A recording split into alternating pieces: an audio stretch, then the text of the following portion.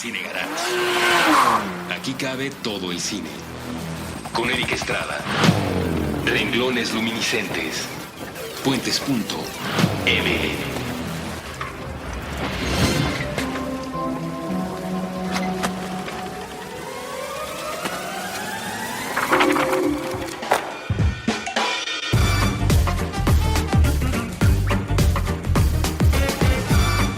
Vámonos con el episodio de esta tarde.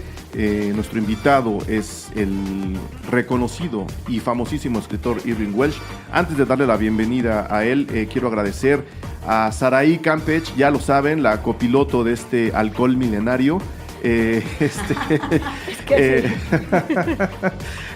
Ayudarme, ahora hablamos de Paola Tinoco y hablamos con Paola Tinoco, pero ayudarme a concretar esta entrevista. Entonces, Saraí, mil gracias por estar una vez más en un episodio de Cinegarage. Mil gracias a ti, porque siempre estás ahí atento a las locuras que se nos ocurren y que de repente parecen como un poco extrañas, pero terminan siendo un divertimento. Ok, y agradecemos, antes de presentar a don Irvine Welsh, agradecemos a Paola Tinoco, ¿no? Que nos ayudó y concretó esta entrevista que nos habías prometido desde hace mucho, Paola. Es una súper cómplice de renglones. Sí. Ya sé, estábamos esperando que hubiera una nueva oportunidad de que Irvine viniera a la Ciudad de México. Últimamente ha venido, pero sí, ha estado en la Ciudad de León, ha estado en Hermosillo. Y curiosamente había tenido que brincar el pasar por la Ciudad de México, que le gusta mucho, y que ahora está reconociendo a pie. Ok, Así, muy bien. Llegamos a Puentes caminando. Muy bien, me parece estupendo. Entonces, ahora sí, Saraí, si te parece, le doy la bienvenida a don Irvine Welsh. Por favor. Vamos a hacer el switch al inglés, muchachos. Pero bueno, no se preocupen, ustedes pueden escuchar esta entrevista en inglés y ahora les diremos cómo la pueden escuchar en español. Entonces, hacemos el switch. And I really want to welcome you, Mr. Welsh, to Mexico City. As we were talking before we started the show, you just flew in Mexico City. You have a big party tonight, and I feel you are very excited about those two things, being in Mexico City and the party tonight. Massively excited, yes. And please call me Irvine. I only get called Mr. Welsh when I'm up in court back in Scotland. Yeah. Oh, well, okay. If it's not okay with you, I'm happy to do it. Irvine. I'm really happy to do it. Because, you know, as a film critic, you never really think you're going to be in the future interviewing an author like you.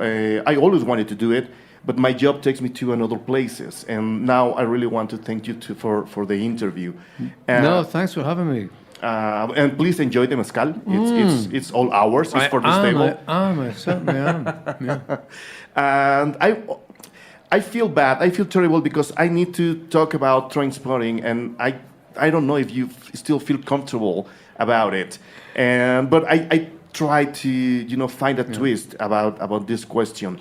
How do you see this book, these stories, these characters in the perspective of history? I mean, the world in the 90s was totally different of the world we live in right now. Not in the 21st century. The past week, we've seen a lot of things in news and stories on TV and radio. How do you see these characters so many years after you left them? I think in some ways they were ahead of their time because they're from the industrial working classes in Britain who were kind of thrown on the scrap heap in the 80s and the 90s. They were kind of made redundant from work, but also kind of made redundant in the sense they don't know what is happening, And it's actually looking at these characters, the whole of mainstream society, like middle class people and even upper class people are now affected by the very same malaise. You think, what are we here for? We're being replaced by machines. We're not going to have any work. We're not going to be making any money. Wages are heading towards zero. Costs are heading towards zero. So we're not going to be making any profits either. So we're seeing the collapse of industrialization across the world. We're seeing the end of capitalism. But we don't really have anything to replace it yet. So we're kind of we're in this very sort of existential malaise. We're asking why are we here, what we're doing, and everybody's doing this, and the first people to do it were basically industrial working class people in traditional areas like kind of Scotland, the north of England, Midlands, South Wales. You mentioned the end of capitalism. Do you really think capitalism is coming to an end right now? It depends how you know. Yeah, I mean, I do basically. I mean, I think that if you know, it depends what you understand as capitalism. I mean, certainly not kind of oligarchic corporate power, but this is like a corporate state that's been created, and it's not really capitalism in the sense that it's not really a market economy anymore. It's kind of it's about several companies dominating one industry, or one company dominating an industry and having a monopoly, and seeing the state basically as an extension of the company, kind of co-opting the state, circumventing democracy, and the state being for these corporations rather than for the citizens. So I think that traditional capitalism has and is coming to an end. I think on the ground level, there's still small businesses competing in a market, but this is becoming less and less prevalent now. We're all going to be working for corporations soon. Mm-hmm. Coming back to the novel, do you still love these characters? Do you still think about Renton and all his pals? Yeah, I mean, I kind of write about them continuously. I've not published. I've probably published about a third of what I've written. That's a warning to everybody. But yeah, I do have another. You know, I've got loads of stuff that I've never published about them. I do write about them constantly.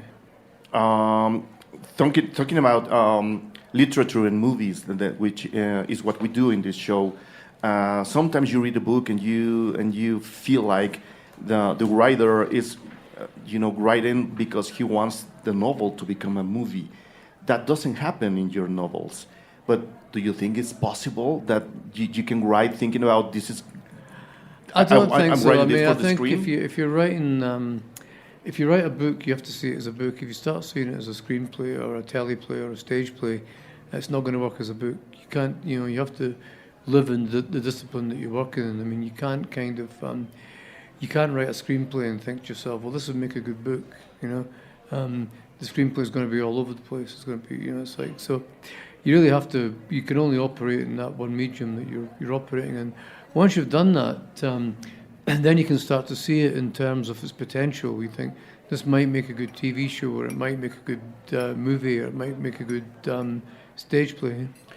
Did you feel a temptation to, after the success of this book, which you already said is not your favorite book of all that you have written, the temptation was there, like, okay, I want to write another book as successful as this?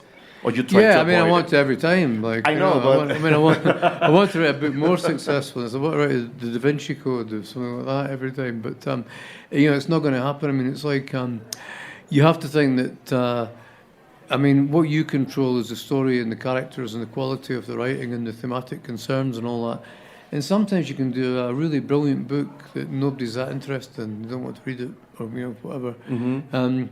Other times you can do a book that's not that brilliant and people kind of really want to read it. There's something about it that they're drawn to. If you're lucky, you can do a good one that everybody wants to read. And, that's probably... I've had a couple of these, but that one probably most of all. Well, I can tell you've been very lucky because you have many successful books in your career. Brexit is another thing that I wanted to mention, because talking about changes in the world and this novel, all the novels I have from you, again, the perspective changes. If you look back, having the Brexit in the middle, with the characters and the stories. What do you think about the Brexit? Your personal position and the Brexit itself, like this horrible party. It's like I think obviously it's a stupid thing. It's suicidal. It's kind of it's going to wreck the country even more than it already is. But you have to think about where this all came from. It didn't come from nowhere. It came from 30 years of neoliberalism. Destruction of trade unions. Financialization, privatization, the lowering of wages, the kind of emasculation and destruction of the working class. So it came out of all that, basically. And in some ways, that whole neoliberal kind of globalist sort of kind of corporate sort of thing is the kind of is the father of Brexit and the father of Trumpism. It's just spawned that kind of nationalistic kind of reaction to it, as everything does in politics. It's a bit like physics; it always has this kind of equal and opposite response. But they have actually they've taken working class politics right out of the equation. I mean, socialism's gone, the welfare state's gone, the trade unions have gone. And education for working class people is gone. So people are kind of, there's a whole kind of bread and circuses sort of thing that's based around around nonsense and reality television and all this kind of, and the star system and the entertainment industry. And it is quite a kind of reactionary kind of controlling force. But, also people, are just absolutely swimming in debt now, so they can't really do anything. And it's easier to do things that people with power ask you to do. It's easier to kind of blame immigrants than to blame the people that actually have the power, because the people that have the power are the people that can still, to some extent, pay your wages. That always won't be the case, because as the economy continues to tank, it's interesting to see. As a whole, when you look at all these like politicians and business people, there's a whole industry, a media industry, kind of constantly telling you how great and special and unique these people are. And everybody just goes along and listens to it and thinks it's kind of bullshit, but they don't really think much about it. As soon as these people stop paying wages, there's a whole different relationship. Everything completely changes. And they suddenly won't look so special and unique anymore. And they're kind of, I think they're starting to look less and less kind of special and unique. So can we say we still have some hope? Yeah, I think there's always hope. I mean, I'm always optimistic. I think that we're kind of, humanity is there's going to be, it's like everything else. We're entering a dark period and there's going to be casualties, probably on quite a scale, unfortunately. But I always think that human beings are adaptable and they're kind of learning machines, really, and it's like, the saddest thing that you see now is that we're kind of, after the 30s and the Holocaust and the death camps, we've now got a situation in America where children are being taken away from their parents and put in concentration camps. It's like, it's utterly bizarre that we haven't learned, to that extent, and we are intrinsically learning machines. We just don't seem to be able to learn collectively at the rate we need to. And we don't need to enter into another medieval kind of dark ages to progress. We know where that's going to take us. Mm-hmm. So we should be getting it together now. ¿Quieres preguntar algo, Saraí? Irvine? About a hope. The hope is in the books, maybe in the music. I don't know. I think. Yeah, there's not a lot of it in the books, to be quite honest, but I always write on a hangover. So maybe if I try and write on mezcal instead of with a hangover. The hope is in the mezcal. There might be a bit more upbeat.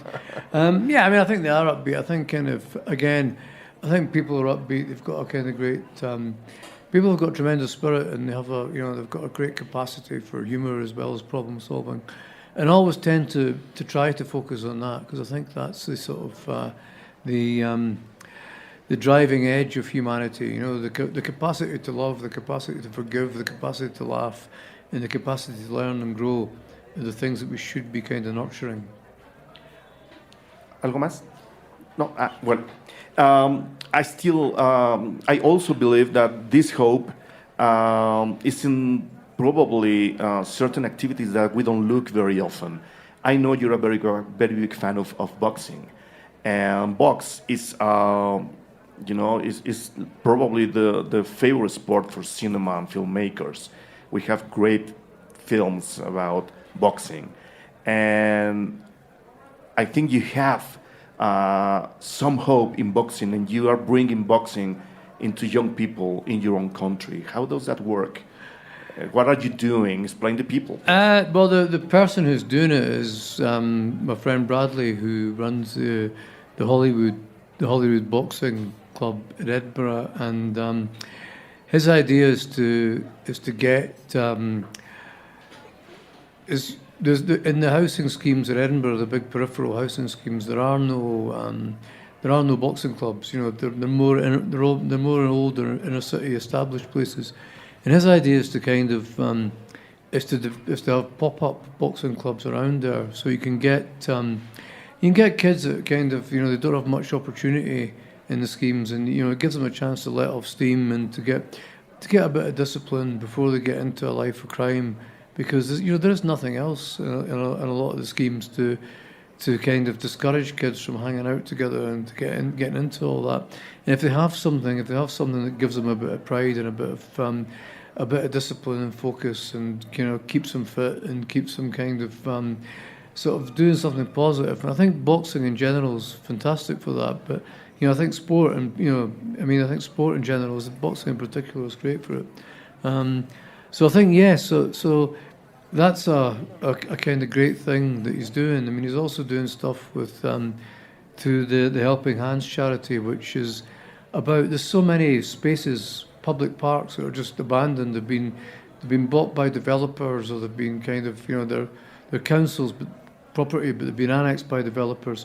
So they just go and set up football games there, football tournaments there. So they're actually being used for what they were supposed to be used from, and what the council should have been promoting, and what the city used to promote, but now is left. The city just seem to see it as something they can sell off. It's more assets they can sell off to private developers.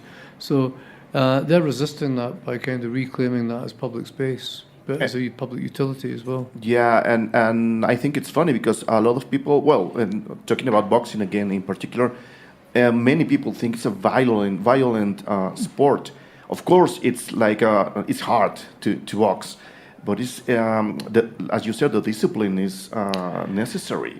Yeah, I mean, it's like, kind of in one level, professional boxing, particularly the heavier weights, is can be quite barbaric. It is about power, and it is about obviously it's professional. There's money involved in it, and big money, and but at the amateur level, it's like kind of. You do get technical knockouts and stoppages, but mostly it's a skills-based thing. It's about kind of accumulating points, more points than your opponent, and it is a game. It's a game of strategy and fitness. It's a very, it's something that you have to be very mentally switched on to do. You have to be very present in the moment, and I think it's just it's like it gets such a bad rap. There's probably more serious head injuries and more cumulative head injuries in rugby, which nobody talks about because it's a middle-class game. So I think that, boxing does get a bad rap. It's like, I think because, you see, it's very distressing for middle-class people to see what they perceive as working-class people trying to kind of hurt each other. It's, but it's like, and boxing also has that culture of people, they trash talk each other and all that kind of stuff. But boxers aren't actually like that in real life. That's the show business element of it that's crept into the sport. They're usually very respectful of each other in real life, and they're usually kind of, there's a camaraderie when they're outside the ring. So I think it is a great sport, and I think that the things that are going to, if we run out of work, basically, the things that are going to save us are going to be sport and art. Now that it's clear that you really understand and enjoy boxing, do you have favorite films boxing involving? Yeah, the Rocky films are a bit cheesy, but they are great movies. They're just they're fantastic movies. The one that I really think is one of my favorite. It's one of my favorite films. It's also probably my favorite De Niro film is Raging Bull. Mm-hmm. Just the sheer physicality of his performance, and that is just absolutely amazing. When you see De Niro, obviously he's kind of playing old guys, kind of cheesy roles to pick up the paycheck and all that now, but when you see De Niro at his prime as an actor, and like that, you just think this guy is just completely incredible, that is it's such a good. It's just such a great boxing movie. It's such a great kind of raconteurs movie. It kind of captures so much of what it's all about.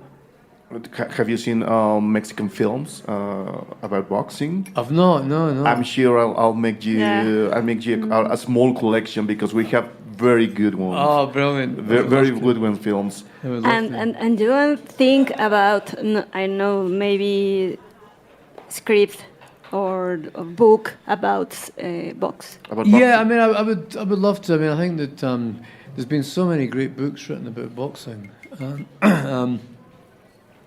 There's one of my favourite ones is by a Canadian writer called Craig Davison, who wrote a book called The Fighter, which when I saw the Mickey Ward biopic that Mark Wahlberg and and Christian Bale were in, but and I thought that it was called The Fighter as well. Fighter, I thought that was Craig's book.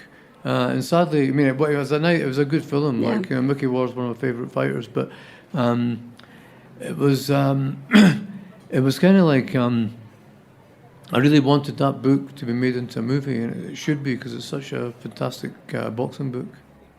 Well, we need to talk about drugs. Having mezcal on the table, we need to talk about drugs. And That's right. As I am the intrusive person in this interview, I want just to ask him his story with the mezcal. what's your story with the mezcal, Irving? First thing, give me more. I've got a lot of them, and it's usually this person here who's involved in them. What's your personal Yeah, I story mean- with the mezcal? Well, it was Paola here that introduced me to mezcal, and it was kind of it was in Oaxaca, and it was funny. It was an interesting sensation of drinking mezcal because it feels like a drug. It doesn't feel like kind of it doesn't feel like alcohol. It doesn't feel like tequila. There's something very kind of floaty and kind of ephemeral about it. And I remembered I was just drinking this. I thought, this is very easy to drink, this stuff, you know. And then I kind of got all kind of weird and floaty, and I kind of had a bit of an out of the body experience. And I woke up fully clothed on my bed in the hotel room. No idea how I got there. And I thought, this never happens to me these days. And It was the this first is time. Great, yeah. I thought this is great, but you got to treat this stuff with respect. But I think. Like, No, yeah. Otherwise- I think all the drugs, you need to treat them with some kind of respect, more or less. Some others. sometimes they're just asking for it. But I mean, the theme is here because Canada 2 days ago they legalized recreative I was in use Toronto of the other marijuana. week. They were all so excited about it. Yeah, you know, I'm excited too. We have a show here in Puentes. It's all about marijuana and the culture around marijuana. You're invited to come if you want. We will be happy to have you here again. What do you think about the legalization movement around the world right now? I mean, talking about the presence of drugs in your novels is constant. I mean, I think it's like kind of, it's like the two words always come back to consenting adults. Let them do what they want. It's not nobody's business. It's not the state's business. It's like kind of, if you're so concerned about what people are doing, have an education program to tell people all the risks involved. You know, there's risks involved in everything. But consenting adults, let people do what they like. And let's develop a culture of intelligence. I mean, nobody's going to jump off a cliff, you know? And you have drugs that are very dangerous. So you have to tell people about these drugs, like, you know, and stress what the potential of what they could do to you. But you also have to stop being hysterical and kind of, and think about drugs that kind of have minimal risk and stop being so kind of nanny state and kind of authoritarian and silly about it, basically. I mean, drugs are very much part of humanity. It's like the whole part of humanity, you know, a big part of humanity is kind of festival and celebration. This is part of human culture. And a big part of that is intoxication, basically about behavioural change. I mean, and a big part of that is, you know, being able to ingest different materials that give you a different buzz and a different feeling and all that. So there's nothing wrong with it if it's kept in its right place. I mean, it's like they shouldn't be used to medicate. They shouldn't, you know. And I'm much more worried about the pharmaceutical industry and its ever increasing hold on the rest of us. You know? And then we're going back into the corporate power thing again. But if people want to have a bit of fun and get a bit messed up on drugs occasionally, I mean, you know, so be it. It's not the worst thing they can do. And how do you see from the outside this huge problem we have in Mexico about drugs and marijuana and heroin and Well, I mean, again, most of it is there's two things. You know, there's a problem of when you have something illegal, you have a black market trade. When you have that, you have a whole criminal kind of network that just develops because it has to. It's the only way that the drug can be supplied. You legalize all that, you stop all that instantly. You have an education system that kind of tells people what's going on. Then people make informed choices, and you have a better quality of product. And also, if it's kind of sold, you have a regulated quality of product, and it's better if you can buy it in a chemist or whatever. So yeah, I mean, you're never going to stop bathtub stuff. It's all kind of part of the culture and all that. But there's no reason for people to kind of to get to sort of. I mean, it's like the idea that. You could bootleg cigarettes now. You can make bootleg cigarettes, but nobody's going to buy them because you can. If it's legal, you can get all sorts of. You can make all sorts of products legally. So why do you have to go through all that? It's the same with drugs. If you legalize drugs, you'll get good drugs, and you'll be able to buy good drugs, safer drugs. Safer drugs, which I think is part of the history with ecstasy, and many of the drugs. You talk about having part of a counterculture. In a way, talking about ecstasy particularly, it was part of a culture that was fighting or trying to find a way different from what the government was saying and the mainstream. Do we still have, as humanity, a counterculture? Is there, or is it gone? I think it's slowly coming back just through the saturation of the media. It's like the internet's saturated now, and the internet killed it basically for a bit, and it all became a media culture. We're all media people now, basically, and the internet killed it for a bit. And now there's so much saturation of stuff that the last place, it's like the last place I would go to research anything now would be online. I remember for this book that I've just been writing, I had to research about insurance policies, and I just typed in insurance, and about the first 5,000 pages are all insurance companies trying to sell you something. It's all commercial transactions. There is no actual knowledge there. The content is all about commerce and about sales. There's no content about knowledge whatsoever. So, you kind of think, well, I'm not going to plough through pages and pages of that. I'll just go down to the library and ask them. And they'll come give me a whole set of books, and you have the social contact and all that as well.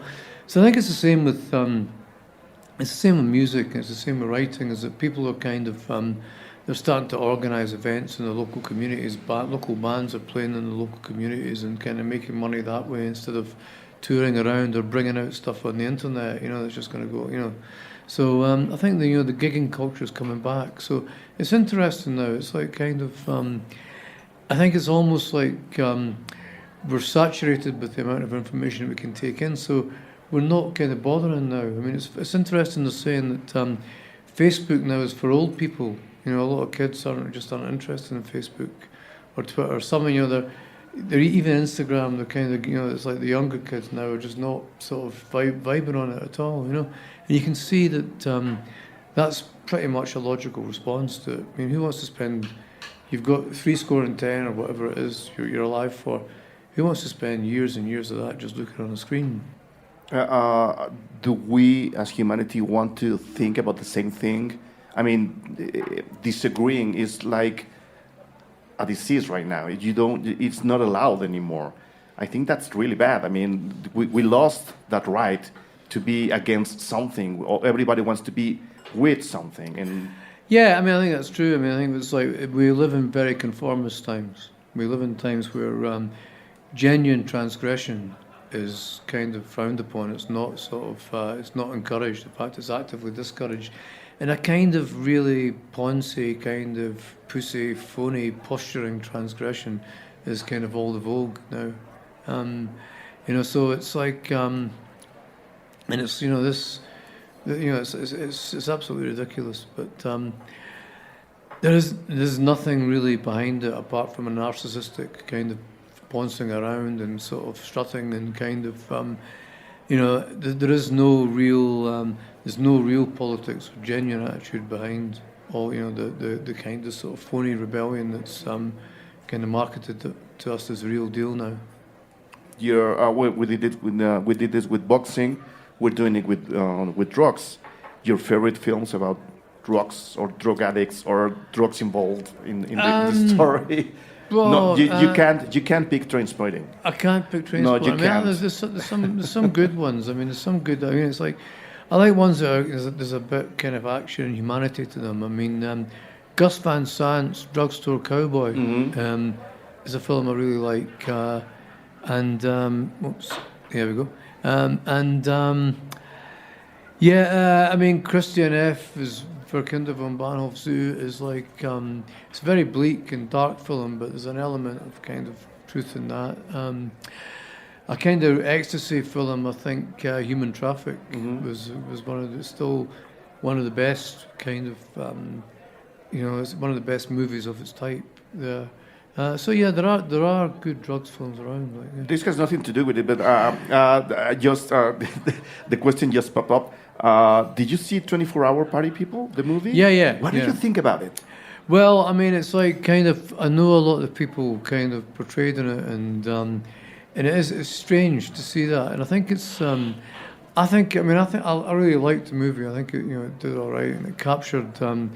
Albeit in a kind of cartoonish way, some of the people in there. But, again, it's like when people are fucked up on drugs, they're quite cartoonish anyway. We all are, basically. So I think it was quite fair in a lot of ways. But I think what it does do, it's like, I mean, I'm kind of involved in doing a movie now about creation records, about that time, basically. And it's very difficult not to make something like that look like 24-Hour Party People, because there's a kind of template there that's been set by that film. So to do something very different, to take a very different approach, was a kind of challenge to us, and that kind of, I think, speaks volumes for the success of 24-Hour Party People, that it's become almost like the go-to film about rock and roll and rock and rollers in the UK now. Do you like dark films? Do you like light films? What films are you watching right now? Yeah, I mean, I kind of go for. Do you find the time? Yeah, I'll see. I watch movies a lot. I'll see anything. It's like I'll watch the cheesiest rom-com, or I'll watch the darkest kind of sort of psychological kind of movie. I'll watch thrillers. I'll watch horror. I'll watch sci-fi. I'll watch genre stuff. Yeah. Saraí? The time changed, and now Irvine Welsh, less heroin and more protein. Well, generally no. I mean, I live quite a kind of mezcal is protein. I can tell you that. Yeah, I quite like, but I'm in Mexico, and I think when in Rome, When in Rome, when in Rome, drink mezcal. And I do. We do have a party on tonight, so you've got to make a bit of an effort. Yeah. Another question I really wanted to ask you, since the time I was reading this book, why Sean Connery in Trainspotting? Well, I mean, the thing about Sean Connery is he's a very iconic figure in Edinburgh. It's like, everybody knows him. Even people he's never seen or met in his life know him. It's like kind of everybody, he's been in everybody's taxi. He's kind of, he's been in every pub at Edinburgh. He went to school with every person in Edinburgh. He's like kind of, so he has that kind of cachet in a way, So there's so many stories told about Sean Connery. Maybe about kind of 1% of them are true, So I mean, it's like kind of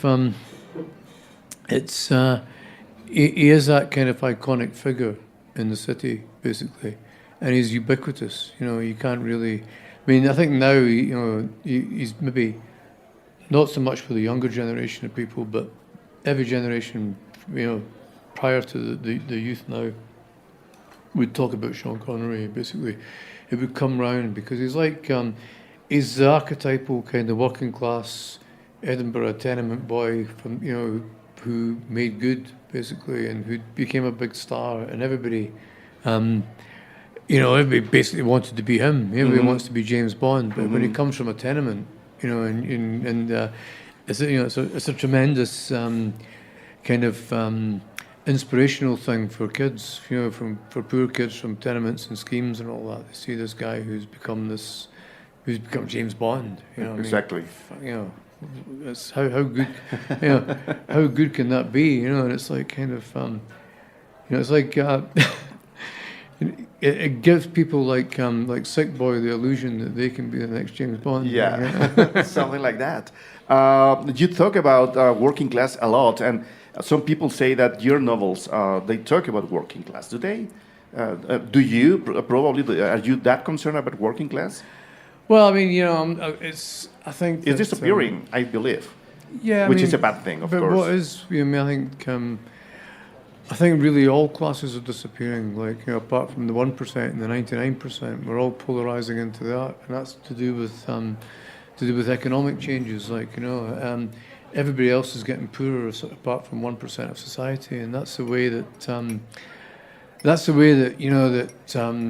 capitalism has evolved from a market economy into a corporate economy. At least the market economy gave people an opportunity to get involved, to have a kind of stake in the society, but a corporate economy doesn't. And you can't. And that's the linear progress of capitalism. You can't kind of.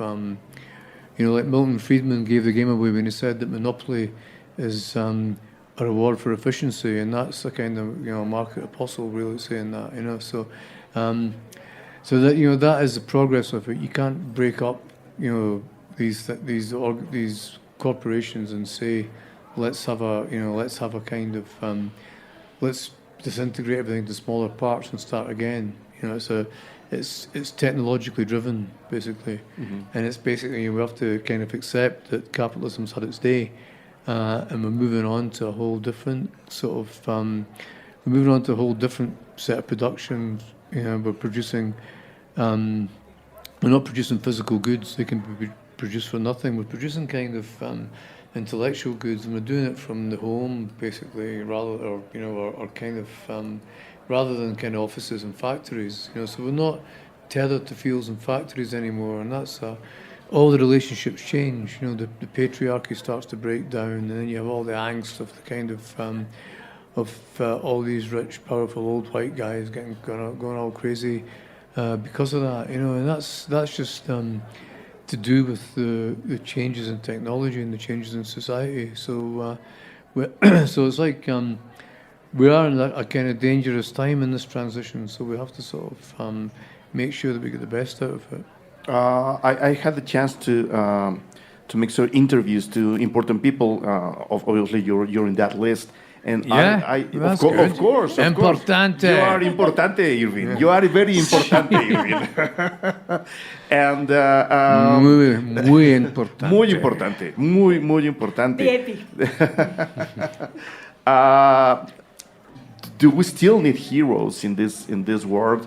And I mentioned the word with all the intention because the next question has to do with David Bowie is involved in the next question. So I'm asking you right now, in this world we're talking about the novels and all that we live in, the drugs and Trump and whatever you want to think. Do we still need heroes? I think our desperation is bigger. I think it's bigger than that. I think the question is bigger. It's like kind of it's for how long will we actually still need culture? How long will we still need books and films and storytelling? How long do we need this? If we're moving into more and more sophisticated forms of communication, I mean, the mass communication of the internet would have been unthinkable 50 years ago. It's the screens, watches, and all this kind of weird stuff. People wouldn't, people's vision of the future then was about shooting around in jetpacks and all that. But we're on these strange screens, and we're living in the cyber world that people can't even be able to comprehend. I mean, and it's all about increased communication. I mean, we're getting to that point where we want to leave these carbon-based life forms behind and interface with silicon-based life forms and interface with machines or create special machines that will take us over and fly into space. That's our kind of, that's what we're after. And I think, and we're about quick communication, we're about telepathic communication, it's like, and we're basically phasing out culture. We're phasing out into kind of, into very kind of banging, kind of sort of reductive kind of binary messages, and you can see that happening already now on the internet. And our brains are being rewired in different ways because of that. So it's kind of, that's very kind of weird and challenging and spooky. But I think that's, it's a bigger question. Spooky is the word, I think. And now the next question: How does Irvine Welsh, the writer, sees and reads a world without David Bowie?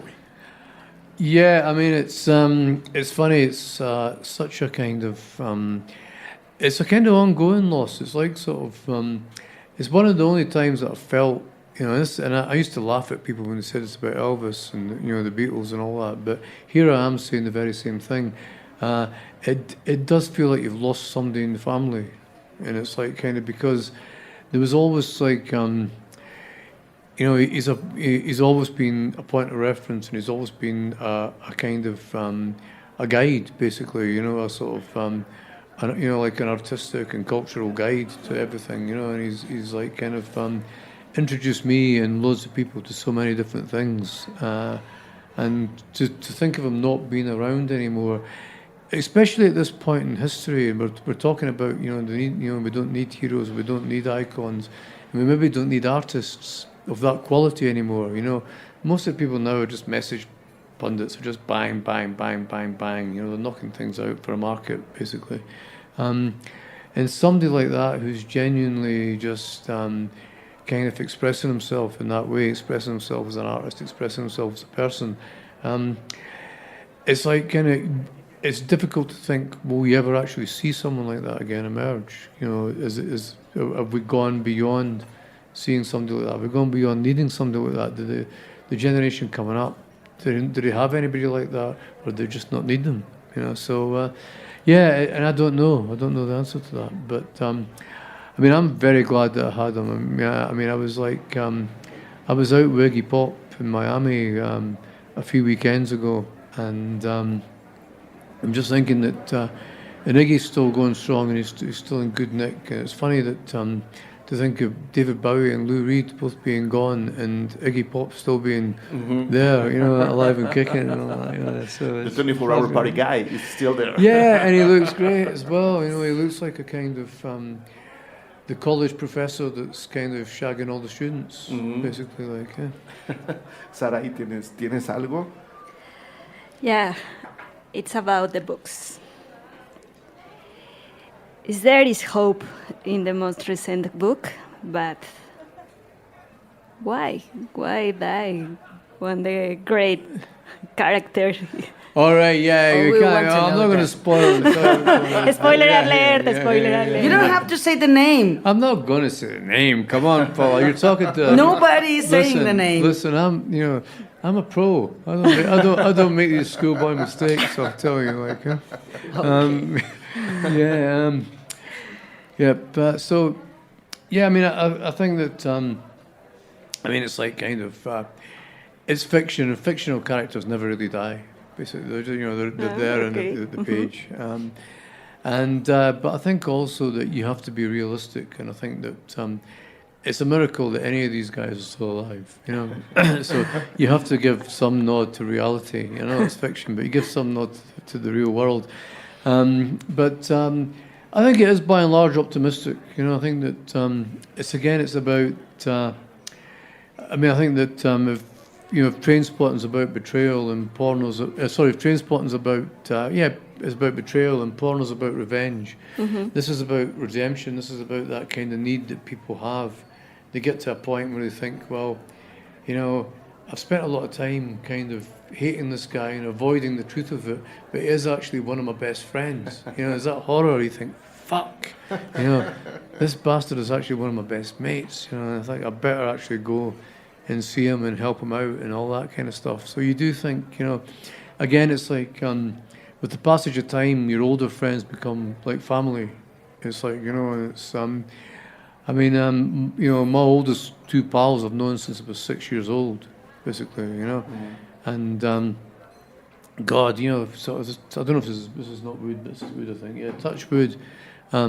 If either of these two guys fell under a bus, I would be absolutely kind of devastated, So it's just,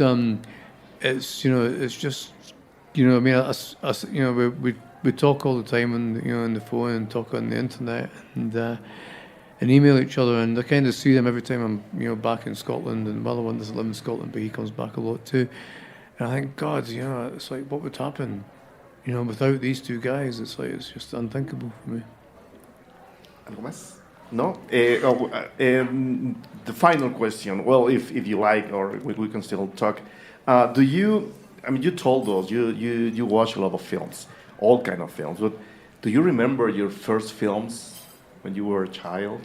Yeah, funnily enough, we're going back to Connery, but they were all James Bond films. Nice. They were matinees at the State Cinema in Leith, in the Salon Cinema on the top of Leith Walk. They used to have these things that they would get all the kids in from the North Edinburgh schemes, and they would do a lot of James Bond films and a lot of cartoons. So it was great, obviously great for parents who could just throw you in there for the whole afternoon. That was them. They could take off and sort of and enjoy the kind of the swinging 60s in Edinburgh, such as they were. That was, basically you kind of, you grew up on the Bond movies. Mm-hmm. Do you miss them? Do you like the new Bond?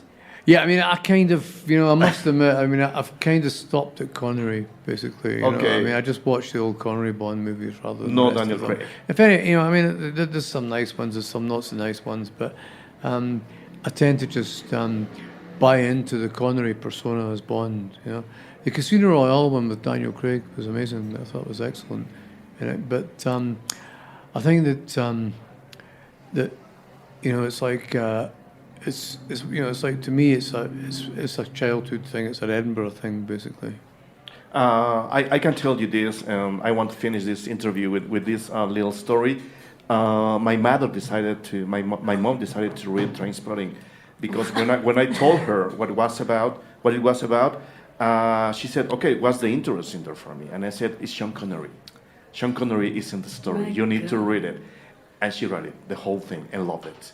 Brilliant. Yeah. Good on her. Good on her. I wanted to tell you that before finishing this interview. Irvine, thank you very much. What are you playing tonight? What kind of party are you preparing? You know what happened to me is like I got to the airport and I realised that I'd left all my tunes on the USB card on my headphones back in the house.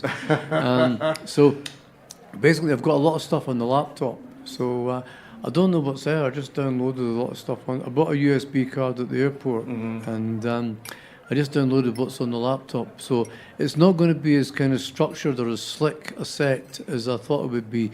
Advance apologies, getting the apologies in. Doesn't mean it's going to be crap, but it should be. It's going to be a bit of. It's going to be a mixed bag of just different party tunes, a bit of fun, a bit of a laugh, nothing too serious. I'm sure it's going to be a good party. If you're a chin stroker, you're going to sit at the back and think, "Oh, he didn't drop that mix right." You can fuck off right now. You're not going to get it. But if you're kind of up for a party and a bit of a bop, it's definitely the Imperial is the place to be. Okay. Well, thank you very much for the interview, Irving. I'm really glad you came. You could make it here. Good luck tonight. Thank you. Have fun. Enjoy the city. How long are you staying in the city? I'm here till Monday.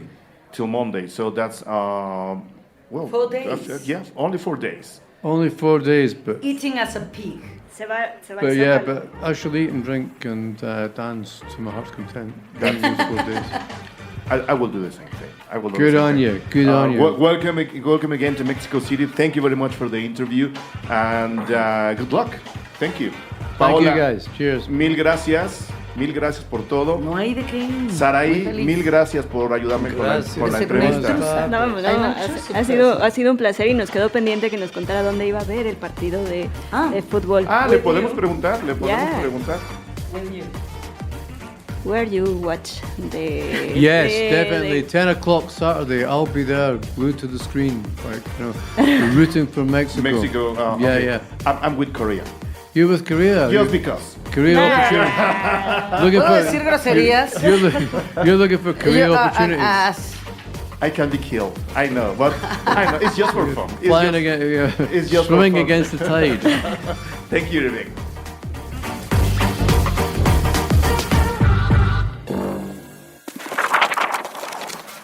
Cinegarage. Aquí cabe todo el cine.